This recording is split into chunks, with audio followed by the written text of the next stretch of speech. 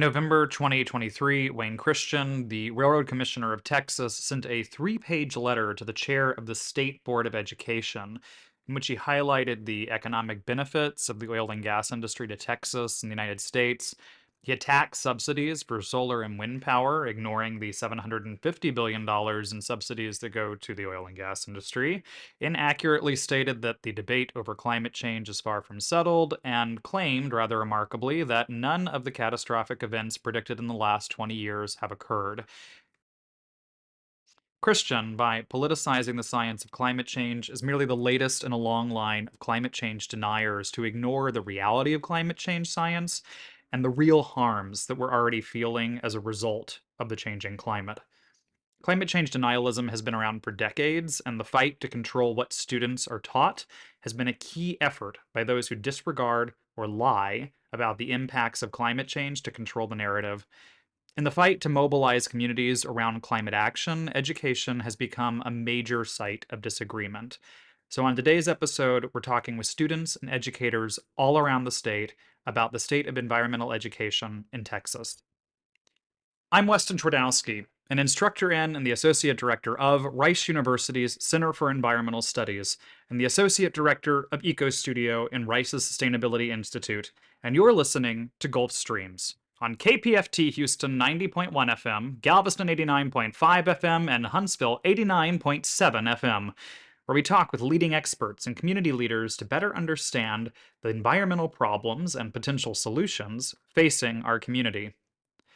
A quick reminder that you can catch up on Gulf Streams anytime through our podcast, available on all major podcast platforms. If you enjoy the show, please like and subscribe to make sure you never miss an episode. Today on the show, our first guests are a trio of students who are thinking all about environmental education all around Houston. Jamie Chris Boxford, Caitlin Smith, and Nick Siegel, welcome to the program. Hi. All right, so you are three amazing students who have founded this organization, Students for Environmental Education, SEE. I want to know what this is. Tell me about SEE. So it's Students for Environmental Education. We're all in high school. Me and Caitlin are seniors and Nick is a junior. Where are you in high school? At Energy Institute High Okay. School. It's a STEM project-based learning school. And there's plenty of people in it who don't go to Energy, but it's pretty energy focused. Yeah.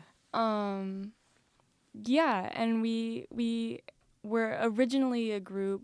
We were originally part of Climate Science. It's this global climate change education organization, and eventually they were saying that they wanted us to do more online volunteering. And I was the head. We were all part of the Texas chapter. And we were more interested in doing hands-on stuff. We had our own ideas for projects, and we thought, okay, we might as well just make our own our own group for things that are really things that we're passionate about. So clearly all of you are very interested in climate and environment. I think, our listeners would love to know both a little about you, what your interests are, but also how specifically you came to be so attached and thinking about the environment and climate change in general. Maybe Nick, start us off. I think that I learned about climate just kind of here and there in school, and then online, especially in the last few years, it's gotten to be a big topic. And then when I came to high school and I met Jamie at Climate Club, which was still an in-school regular club, and he told us about all these new kind of climate things and ways that we can impact the environment. And then when I heard about SEE and how I could join that, it was really interesting to me to be a part of something that I could do hands-on and volunteer with. Caitlin?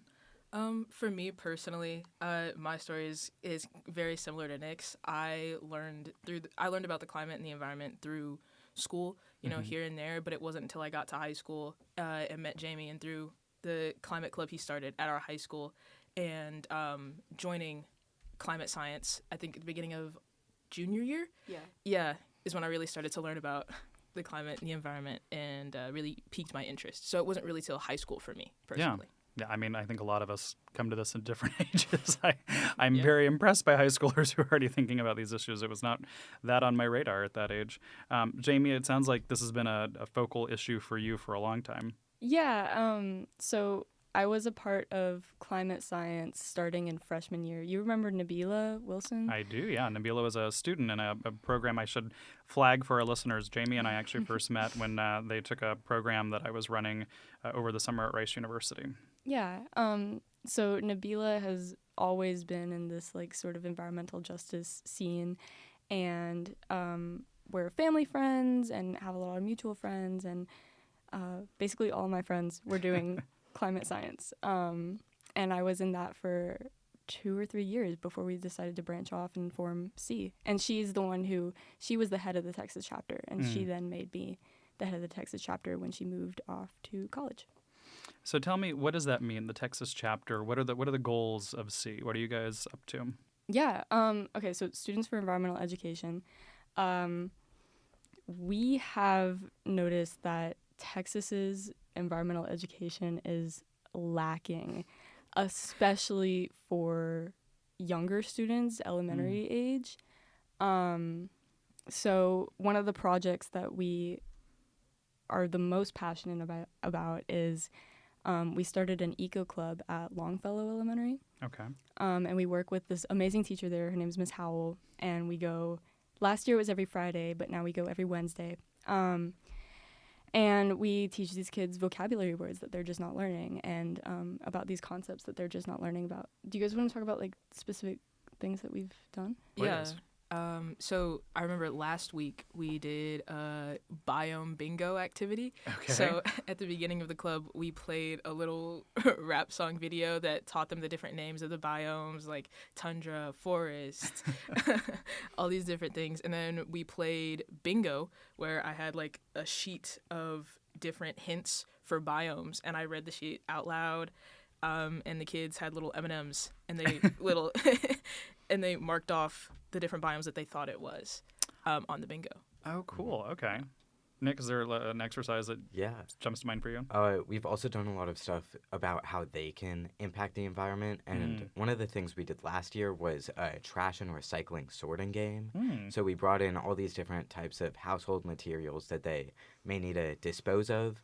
And we had them play a game of, does it go in the trash or recycling? And that, I think, really helped them. Wow. Okay. All right. So I'm curious, where are you getting these lessons from? Because I mean, you all are still in school yourself. you are not trained educators. Yet you're clearly doing excellent education work. Delighted by the idea of having kids rap the biomes. I want to steal that now and make college students do it. So where are you getting these ideas from, and how are you coming up with the content that you're teaching? We kind of come up with goals that we want them to learn about. Sometimes we have specific ones, and sometimes it's a little bit more vague. And then we have something hands-on that we can do with them. Sometimes it's a game, or a lot of the time we do crafts. Like one thing we're planning is making water bottle planters. So that's a way to reuse old plastic water bottles. And that's for them to have the hands-on kind of crafty experience that we know is going to help them remember something that sticks with the environment. Walk me through a water bottle planter. I'm fascinated by how this is going to work. Yeah, the idea was to take a plastic water bottle used and ready to be thrown away, to cut it in half and draw on it with Sharpies and other markers, stickers, stuff like that, and to use it as a planter. Okay. So we're gonna bring. I have potting soil, and then we talked with Miss Howell. She has like wildflower seeds, and we were also gonna do mustard seeds because that's easy for kids to not kill. Important. Yeah. But really, we just want to show them that this can be used for something else. And that I would say one of my favorite things is that we're teaching them these concepts that they're just like they aren't in the TEKS, I forget what that stands for, but it's like Texas Educational something standards. Yes, yeah, but the Texas Standards for Education. Yeah, so like they learn the 3 R's, like reduce, reuse, recycle, but they're not understanding like why that's important. They're not understanding how they themselves can do that. And like honestly, we've talked with them a lot about like Texas isn't good at recycling. I mean, Miss Howell, the teacher sponsor, she gets really, really passionate about that. But yeah, so like last week we talked about habitat loss, and we played sharks and minnows. Okay. And they had like safe spaces, but we would take away the safe spaces because there was an oil spill, or because there's been offshore drilling, and now the minnows can't hide there. So yeah, and it's those like kind of cause and effect things that they're not really learning about, because I think Texas doesn't really want,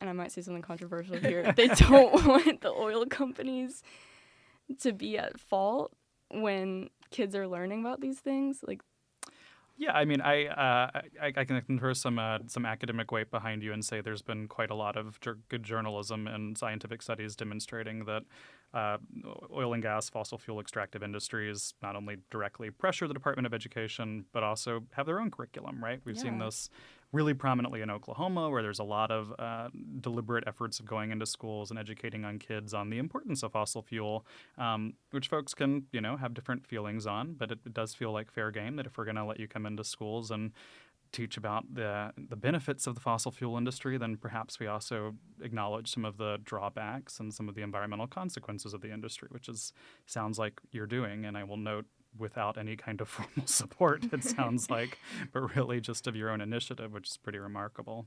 thank you. Okay, so I'm just sitting over here so impressed by the pedagogy happening as someone who teaches. I think the games you're coming up with are fantastic. You're giving me flashbacks to when I used to work with little kids. What made you really want to work with kids in particular? I mean, you're in the scheme of things not actually all that much older than these kids. So what drew you to wanting to go back to elementary and say, hey, we really want to work with you and try to get you thinking about these ideas? I'd say definitely because elementary kids are the youngest. Like, they're in grade school now. It's really like the formative years. So if we can get them thinking about that now, as they get older, they're going to start wanting to do more and more, and they'll already have the knowledge. So I definitely think it's because they're they're the youngest. Like, like we have to get to them early, So definitely just about education at a young age. Is this the kind of thing you wish you'd had when you were a kid? Oh, for sure. Yes. Yes. Like, I would say that they're definitely learning these vocabulary words earlier than they would be, like predator versus prey. We just taught them that last week. Or biodiversity, that's a big word that we've really tried to focus on this year. These are words that Can you give a definition for that for folks who may not know for beyond? biodiversity. Yeah. I mean, in the simplest terms, it's just having a lot of different species and a lot of different organisms in one habitat or one area. But that's something I didn't learn until I took AP Environmental Science last year.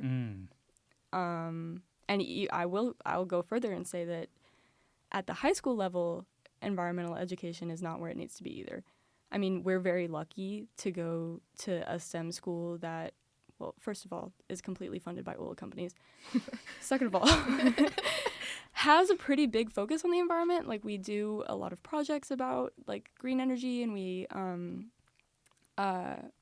have like an environmental sustainability required course. Wow. It's the engineering class you take your junior year. Yeah. Yeah. Cool. So I'm in that class right now. I agree with Jamie. It does talk about the environment, of course, but it's not exactly what you would expect and hope for from that course. Say more about that. What do you mean by that?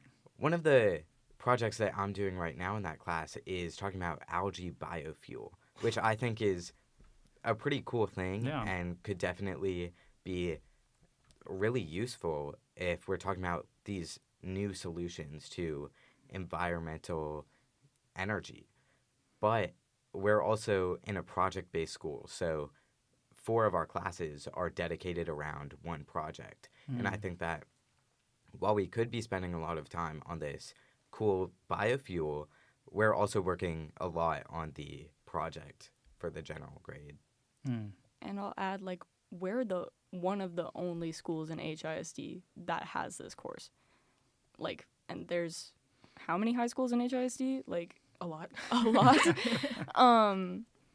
But all other schools, they're going to have AP environmental science, right? Mm-hmm. And I took that last year, and I will say that the AP curriculum, College Board, don't come for me. Please get me into college. They can take it. They're pretty well entrenched in Yeah. how things work. They can take the criticism of a high schooler. Yeah.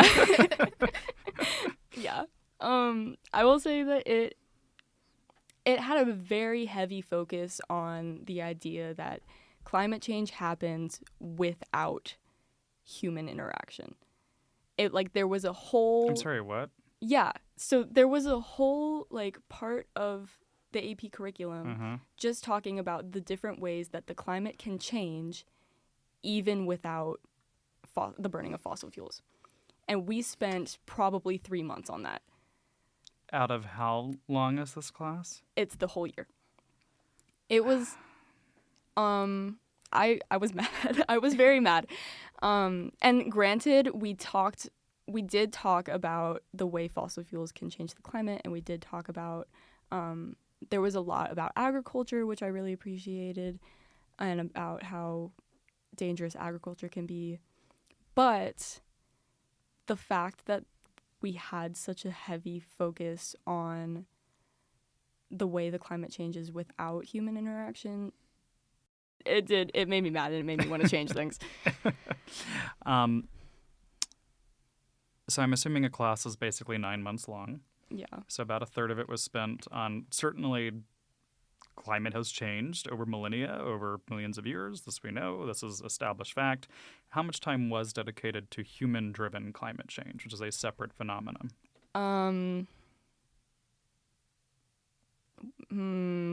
2 weeks.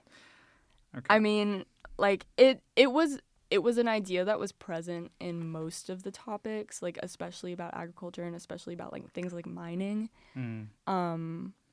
But total, I would only give it like 2 weeks. Something that's really interesting that's occurring to me as you're talking, and I'll say I'm curious to, in a different conversation, not on the air, learn more about how project-based work learning is working. Because in general, I would say I'm a big advocate. Actually, I think putting on a slightly different hat, pedagogically, there's a huge body of evidence that working on projects really, even as you're doing with kids, right, like the space for play, the space for crafts, for making things, it's really higher order learning principles that are required for that. And so I think it's really fine educational practice. But it seems that what you're getting at, and maybe I'm misreading, but what I'm hearing is that there's not an attention to the history, the reasonality, the cause and effect, the background of why things are changing in the way they are. There's not sufficient attention to cultural forces that go beyond kind of scientific fixes. There's a lot of imagination about, we can, replace this with that. And that's also limiting, though, because it means, well, we're just building the exact same energy system we have, just trying to kind of plug and play with new sources, which doesn't exactly work anyway. And so there's a kind of limiting factor to when you're not bringing in those broader conversations. Does that seem to resonate? Yeah.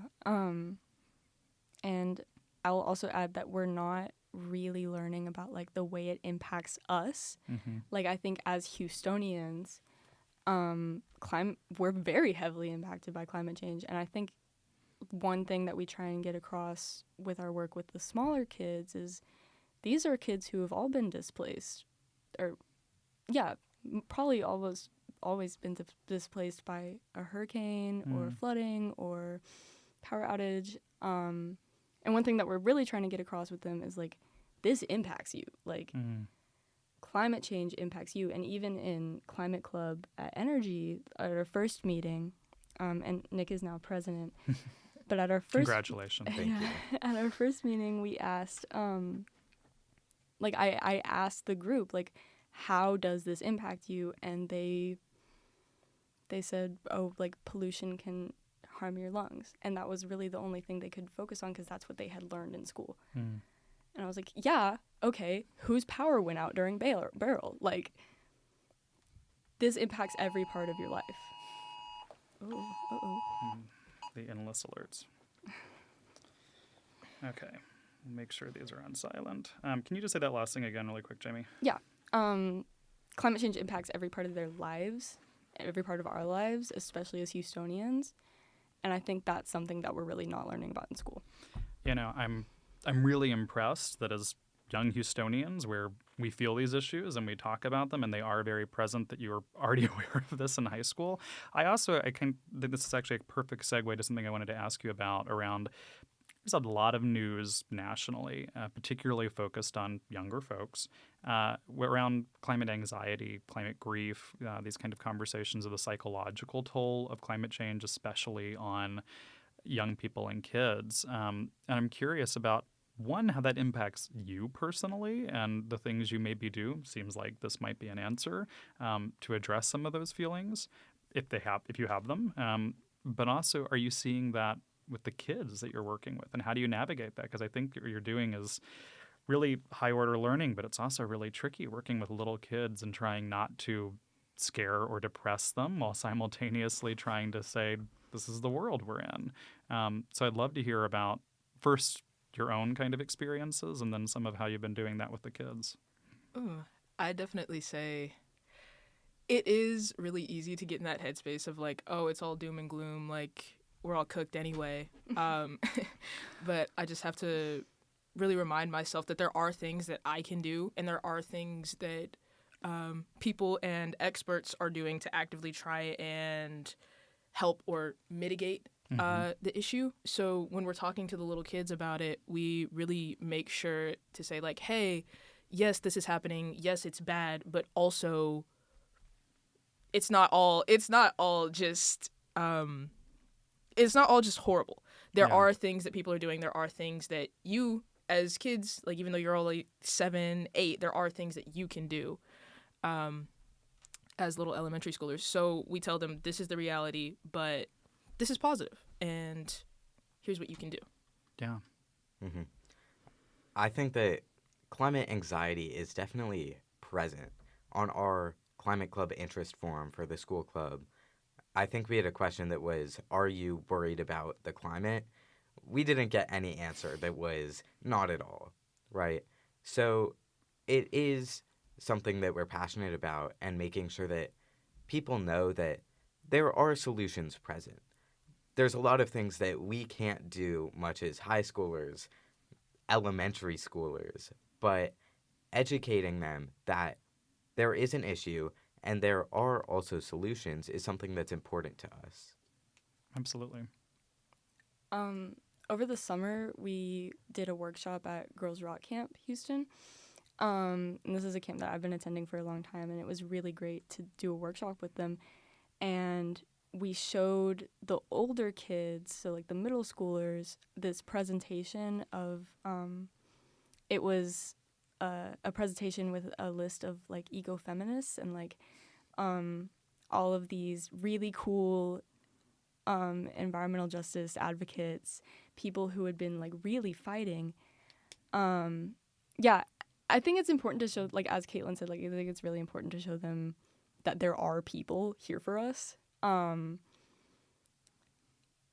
Climate anxiety is definitely present in these kids.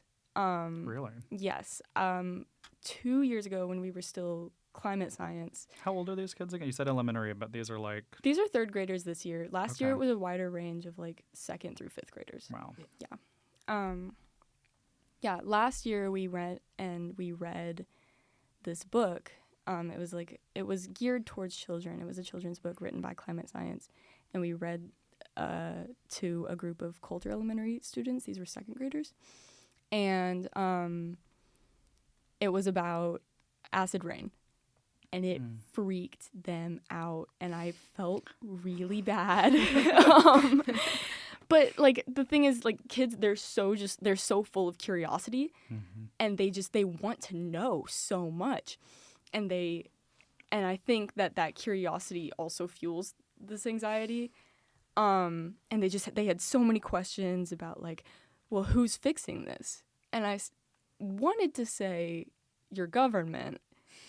But instead I told them, like, people like us, like, we're not fixing acid rain. But we're really trying to advocate, trying to advocate to make things safer. Mhm. Yeah. I think that educational element is something that we've really focused on. And like with that book, that's made by, you said, Climate Science, which is this big organization. And it's kind of the same with their schools, but the opposite problems. Climate Science is giving them super specific problems, and their education is giving vague reuse, reduce, recycle. And part of what C is trying to do is meet in the middle and teach them about climate things that impact them, but doing it in a way that gives more detail than their schools do and less detail than is going to freak them out. I mean, I just think that's really remarkable work, especially the fact that you can bring up things like Hurricane Barrel with them, that you can bring up where they live and how this directly impacts them. I mean, I really don't know of many other programs that you have folks who are trying to work with really young, kids and address environmental concerns and issues in holistic ways with them from a young age and make that localized and personal. I mean, I'm so impressed with what Thank you're you. building you. here. So, I mean, we're coming up to the end of our time, but I'd really love to just hear, and maybe this is a bit broad, but we've been talking about education, environmental education, climate education in Texas, and really beyond, because it's not just an issue in Texas. What would be changes or things you would like to see, either in your own education or in the education of young people as you are now becoming educators in a fashion for these kids? What are steps you think we should take to do better with educating young people on these issues? Less denial. Okay. Okay, I tried looking this up, but I couldn't really find anything about it. But a while back, there was a story about the head of the TEA calling climate change a hoax. And whether or not that was true, because again, I couldn't find anything on it, it kind of drove me insane. This is Texas. Like the fires in the Panhandle last year, every hurricane that's hit the Gulf, we are so affected by climate change. And you're telling these kids that that's It's not real. true? Like, that's scary. That's, like, harmful. And I think the more that we deny them the right to know what's happening to their homes, to them, I don't know. I just think it's unfair. So, yeah, less denial for me. So I'll just jump in here. I'm not sure. I don't know the story of the TEA that you were mentioning. I do know the Texas Railroad Commissioner who oversees the oil and gas industry, which is something a little counterintuitive when you think of the Railroad Commission, but that actually is the oil and gas permitting agency in the state. Prominently came out last year arguing that human-made climate change is not accurate and should not be taught in schools, and so that was a large point when your chief oil and gas regulator doesn't believe in climate change and is saying it shouldn't be taught. It also may have been a little bit the impetus for wanting to talk with you guys. And I mean, I'll also add programs like PragerU in Florida. Like, that is active denial, actively teaching these kids like that. This is an online kind of educational, Yeah. very formal, high-quality looking educational platform, mostly through YouTube, that has a very specific political persuasion, shall we say. Yes. And recently, the TEA also rejected a lot of new textbooks just because they talked about that climate change is fueled by fossil fuels. Well, it's something we don't talk about as much as in Texas, but is absolutely discussed everywhere. Is Texas is one of the largest textbook buying markets in the country. So in terms of national education, where goes Texas? A huge swath of the country follows. Something like 24 or 26 states buy their textbooks based on the same region, which is led by Texas because it's by far Wow. the biggest book buyer.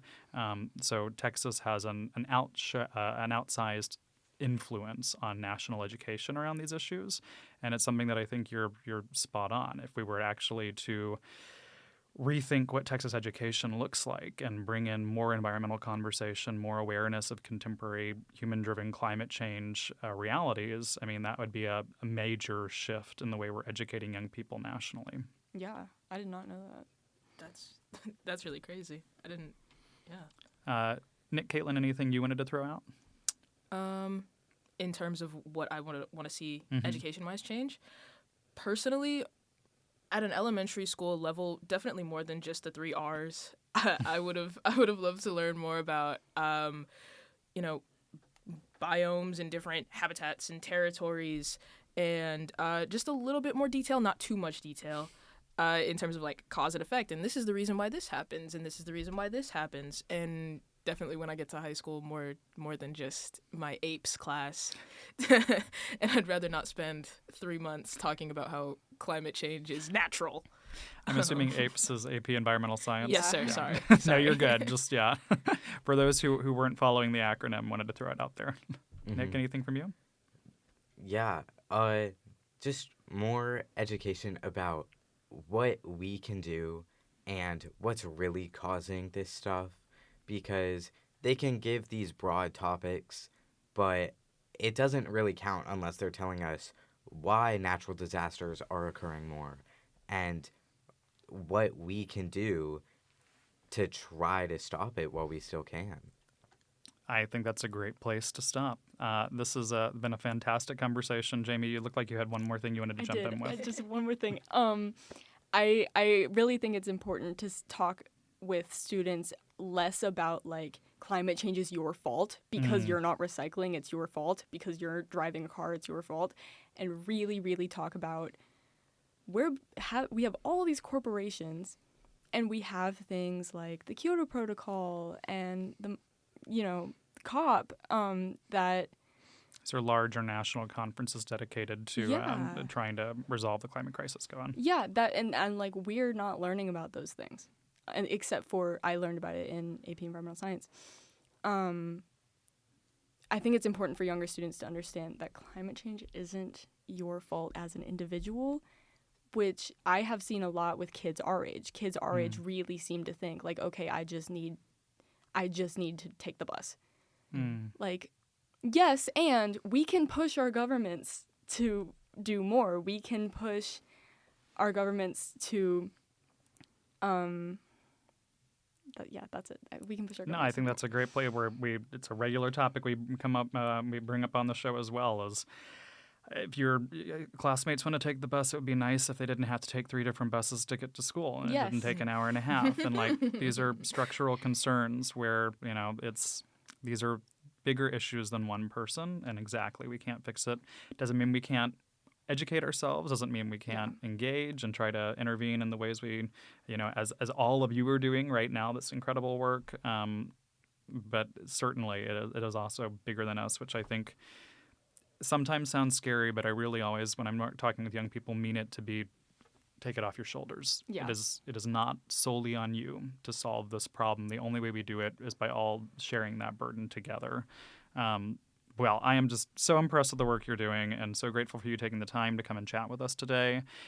Nick Siegel, Caitlin Smith, Jamie Crisp Oxford, leaders at SEE, the Students for Environmental Education at Energy Institute, and working all over the area to educate young people. Thank you for joining us. Yes, Thank you for thank having Thank you us. for having us.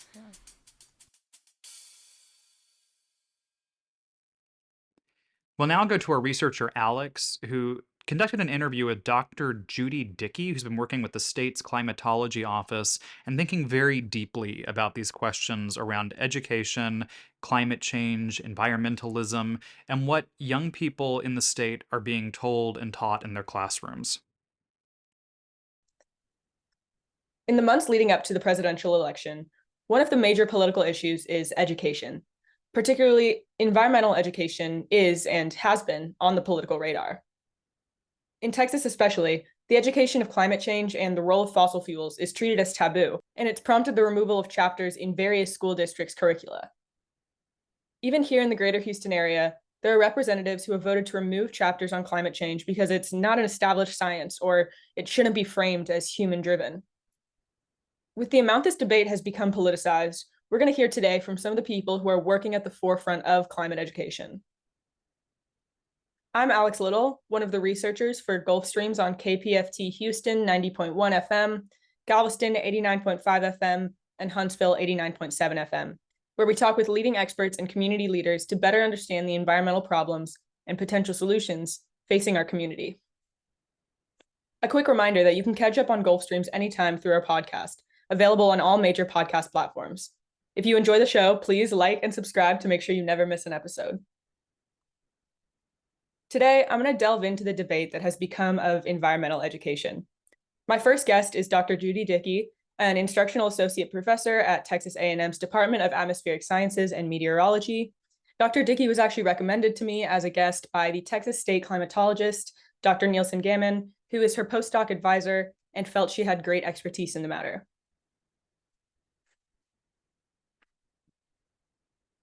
So hi, everyone. This is Alex Little. I'm one of Gulfstream's researchers, and I'm joined here today by Dr. Judy Dickey, an instructional assistant professor at Texas A&M and postdoc researcher. It's great to have you on the show, Dr. Dickey. Thank you, Alex. All right, so I want to hear a bit about your work. So you recently received your PhD working under Dr. Nielsen Gammon in the Texas A&M Atmospheric Sciences and Meteorology Department. Can you tell us a bit about your research and what did you conduct your PhD on? What are you doing now? Well, I got into a really fascinating project because Dr. Nielsen Gammon is the state climatologist. And so he works a lot with things that affect people in Texas that are climate related. Well, we had the big winter storm in February 21 that knocked out power to almost the entire state. Mm-hmm. And of course, weather was a factor, undeniably. And the thing that started to come out was an odd misinformation campaign about this was unforecastable, this was unprecedented, this could not have been foreseen. And again, as a state climatologist who provides services and information to people, he said, okay, we need to put together the facts on this. Right. And so we just started very, very basically looking at, how cold it got in different parts of the state, how long it stayed below freezing, how strong the winds were, things that could increase the demand for heating or that could impact the production of electricity. Mm-hmm. And it just got to be a bigger and bigger and bigger project to the point where I was working on a master's degree at the time. And we put our heads together and said, I'd been working on it for a little over a year. Said, this would make a great dissertation. Let's just turn this into a PhD dissertation. And so that gave me the opportunity to really get into the details. And I worked with someone from the electrical engineering department and with several other faculty members who do climate and weather, and just really was able to get down into the nitty gritty of what actually happened and how it compared to past events.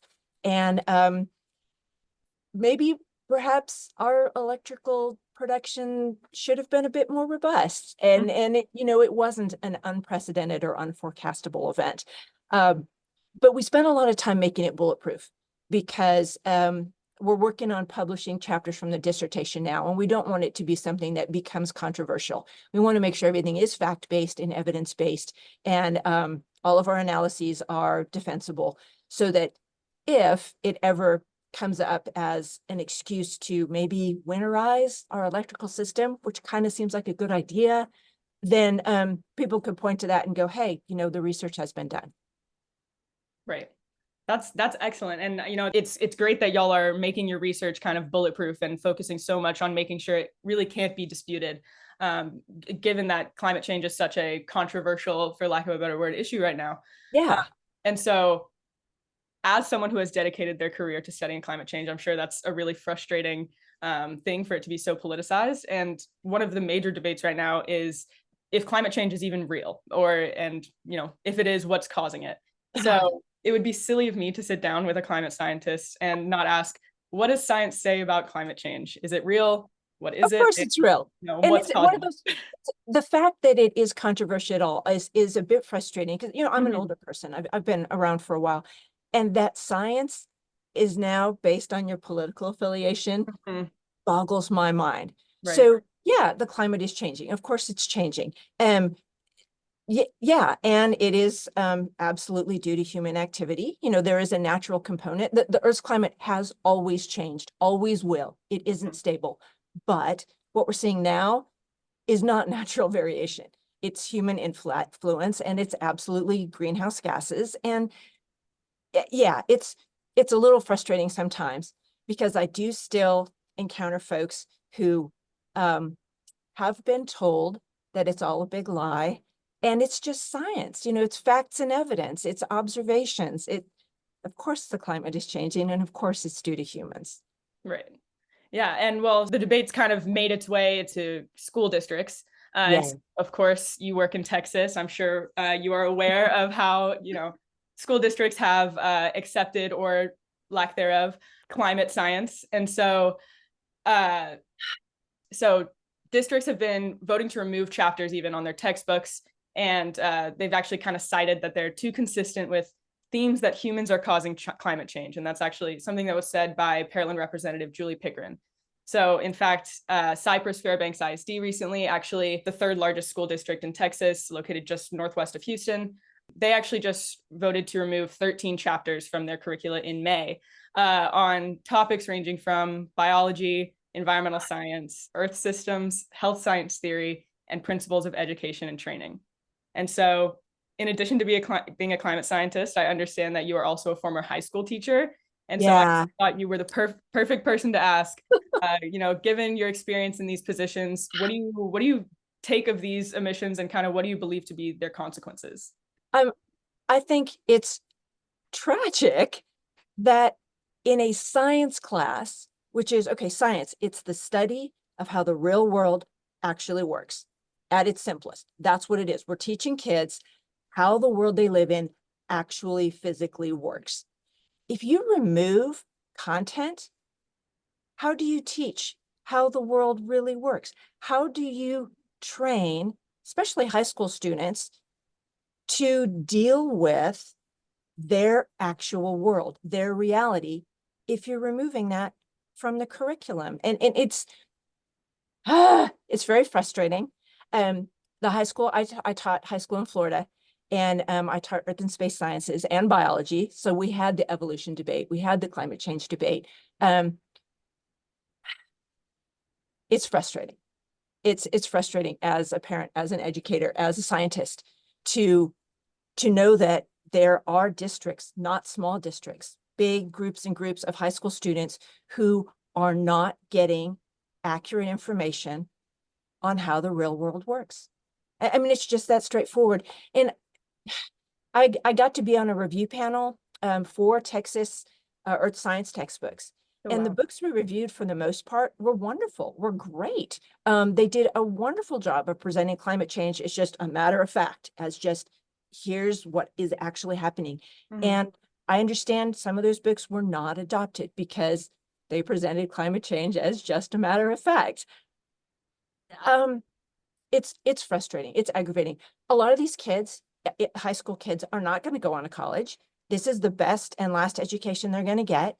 And they're going to, go out into the world and vote and make decisions and start businesses and do things with faulty information, because we have folks who choose to hide information. That's not science. That's not education. That's not okay. Yeah, absolutely. I mean, yeah, definitely frustrating, especially as someone who I'm sure has seen a lot of the data regarding that it is in fact an issue. Absolutely. And we can't fix a problem if we don't have accurate information on what's causing it. Mm-hmm. And kids are being educated now.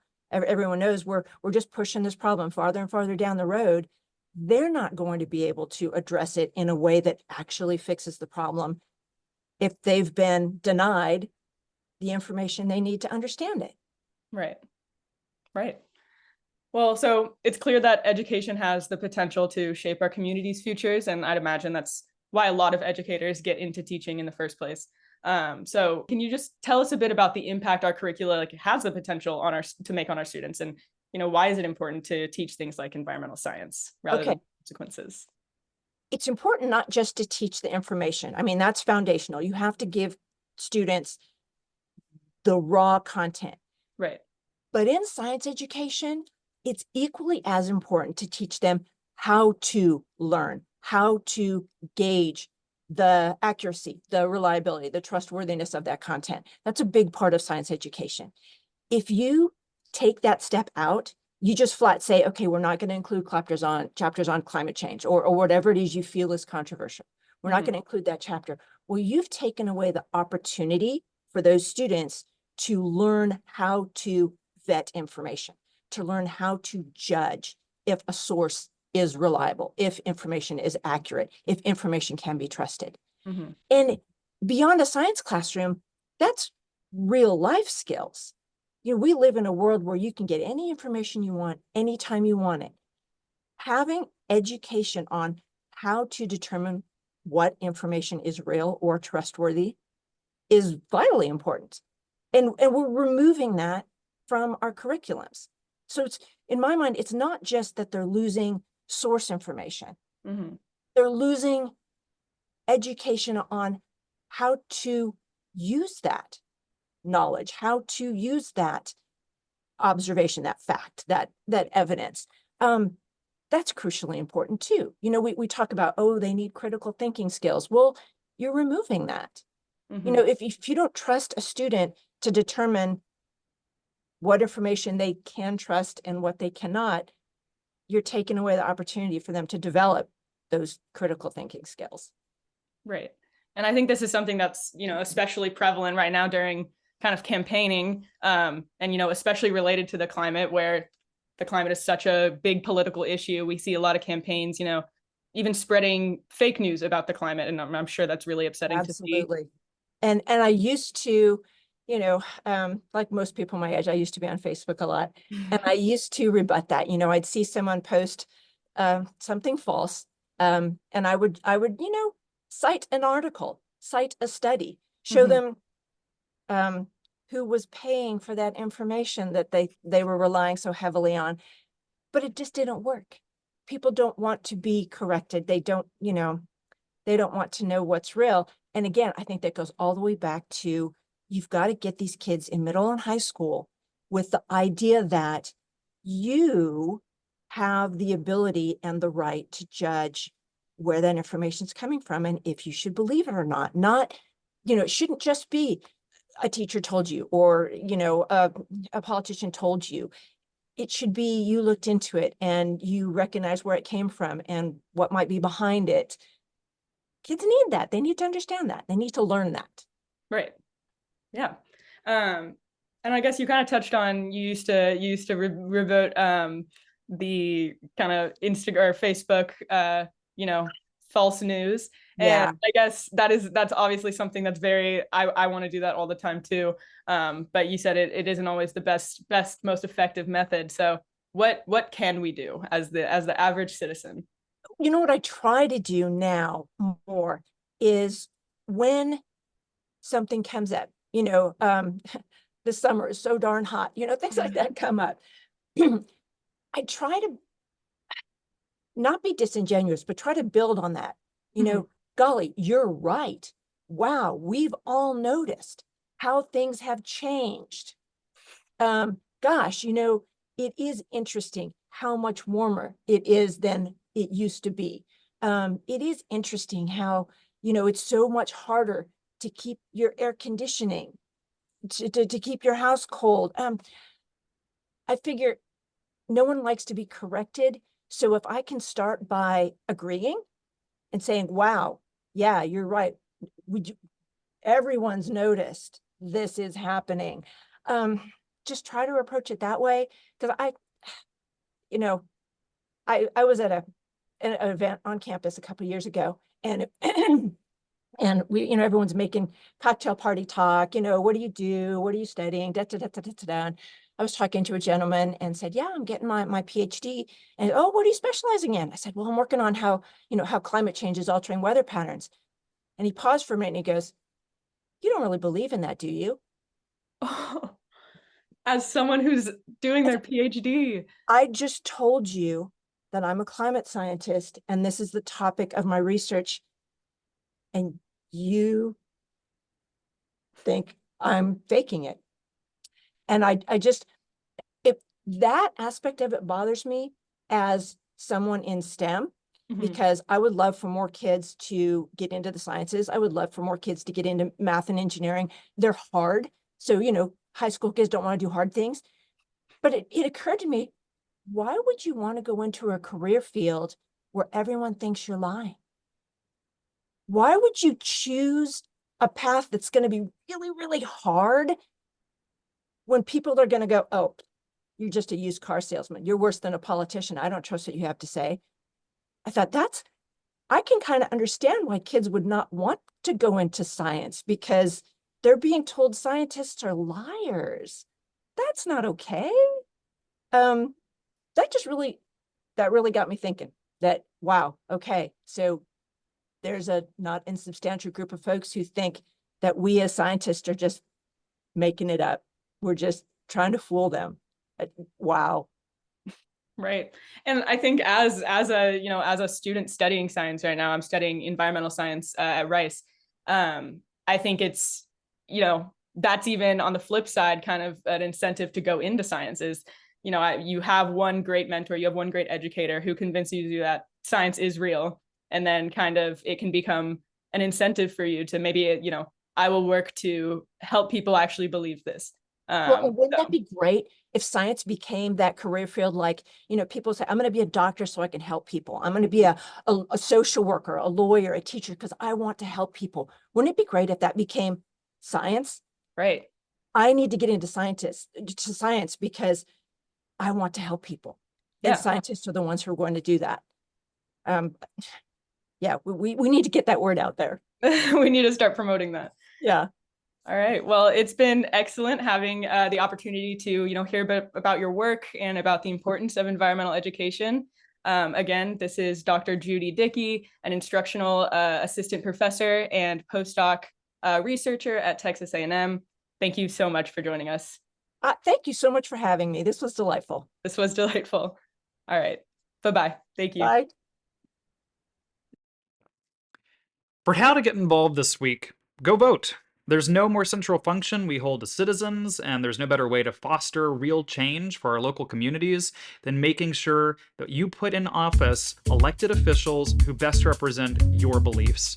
As always, there are major decisions to be made that will have long-term impacts for Houston, Texas, and the country. If you've already voted, thank you for taking the time to make your voice heard. And if you haven't voted yet, you can go to www.harrisvotes.com to get a sample ballot presenting you with every choice on the ballot and learn where the nearest polling places are to you and what you need to bring with you to vote.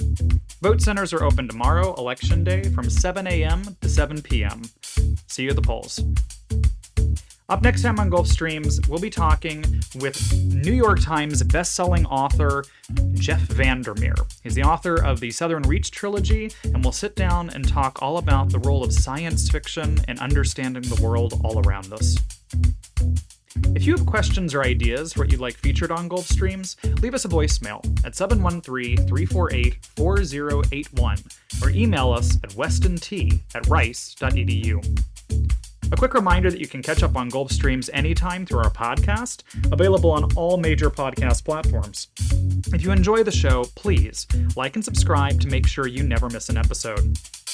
Gulf Streams is a co-production of KPFT Houston and Rice's Center for Environmental Studies, with support from the Andrew W. Mellon Foundation and the Rice Sustainability Institute's Eco Studio. Produced by Weston Twardowski. Co-produced by Joseph Campana. Audio engineer Rico Enriquez. Original music by Carter Dean. Research support provided by Jaden Bray-Boyce, Sophia Soltez, Naman Rensdorf, and Alex Little. Stay tuned for the R&R Show with Ronnie Renfro and Tom Richards here on KPFT Houston 90.1 FM, Galveston 89.5 FM, and Huntsville 89.7 FM.